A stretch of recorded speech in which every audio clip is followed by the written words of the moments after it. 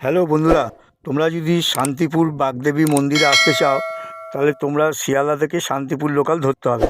ধরে তোমরা শান্তিপুর স্টেশনে নেবে। স্টেশন থেকে বাইরে বেরিয়েই তোমরা টোটো পাবে, সেই টোটো করে তোমাদের আসতে হবে বাগদেবী মন্দির।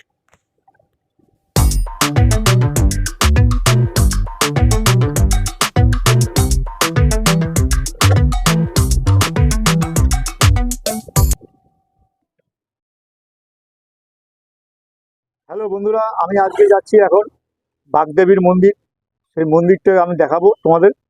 তোমরা পুরো ভিডিওটা দেখো, স্কিপ করতে যাবে না, পুরোটাই দেখতে থাকো। হ্যালো বন্ধুরা, আমি আজকে এসেছি শান্তিপুর বাগদেবীর মন্দির। সেই বাগদেবীর মন্দিরের ভিডিওটা আমি পুরো তোমাদের করে দেখাবো। তোমরা পুরো ভিডিওটা দেখবে, দেখার পর তোমাদের কেমন লাগলো কমেন্ট বক্সে লিখে জানাবে, এবং তার সঙ্গে লাইক করবে, শেয়ার করে বেশি বেশি করে। যারা আমার চ্যানেল নতুন অতি অবশ্যই সাবস্ক্রাইব করবে। দেখতে থাকো।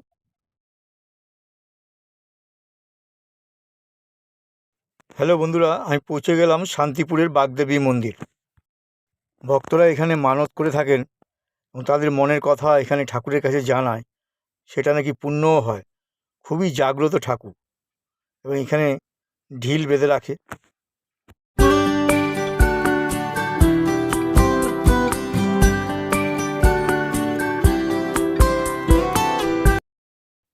শান্তিপুরের বাগাছড়া বাগদেবী মন্দির একটি প্রাচীন ঐতিহাসিক মন্দির।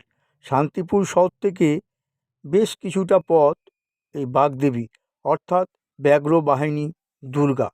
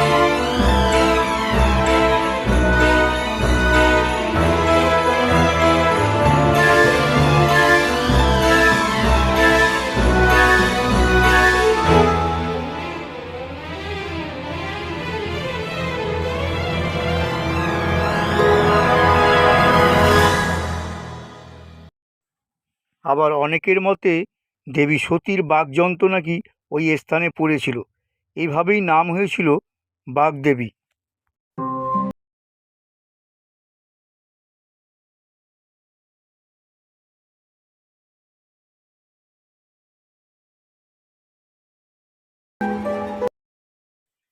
আপনারা যে এই খালি জায়গাটা দেখছেন, এখানে ছিল গঙ্গা।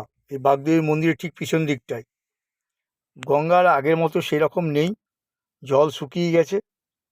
সেটা আমি দেখাবো আপনাদের, আপনারা দেখতে থাকুন।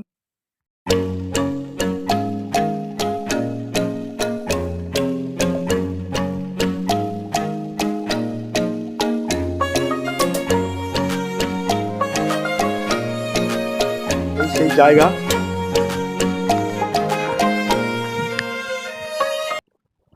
গঙ্গা এখান দিয়ে বয়ে গেছিল। দেখুন জল, সেই জল নেই, সেরকম শুকিয়ে গেছে। দূরে রয়েছে একটা টানেলের মতো, দেখুন তলা দিয়ে গঙ্গাটা বয়ে গেছে।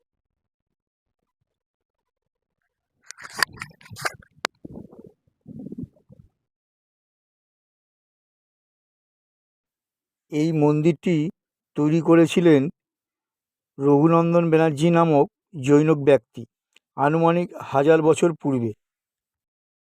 প্রতি বছর ফাল্গুন মাসের মঙ্গলবার এবং শনিবার বিশেষ বার্ষিক পুজো অনুষ্ঠিত হয়। এই সময় মন্দিরে ব্যাপক লোক সমাগম হয়। মন্দির চত্বরে মেলাও বসে। বসন্ত উৎসবের পূর্বে এও আর এক উৎসব বলে ধরা যায়। বাগদেবীতলা মন্দির যদি আপনি আসেন শান্তিপুর স্টেশন থেকে, মাত্র 30 মিনিট লাগবে এই বাগদেবী মন্দিরে আসতে।